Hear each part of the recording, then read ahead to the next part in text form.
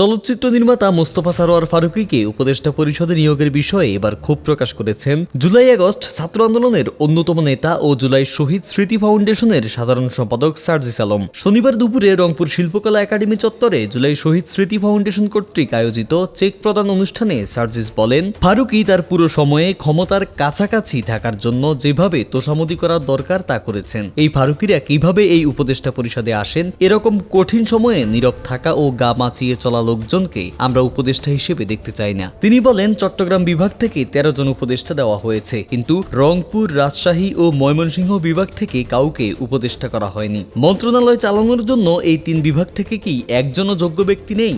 এমন প্রশ্ন রেখে সার্জিস বলেন, অঞ্চল বৈষম্য আমরা সমর্থন করি না।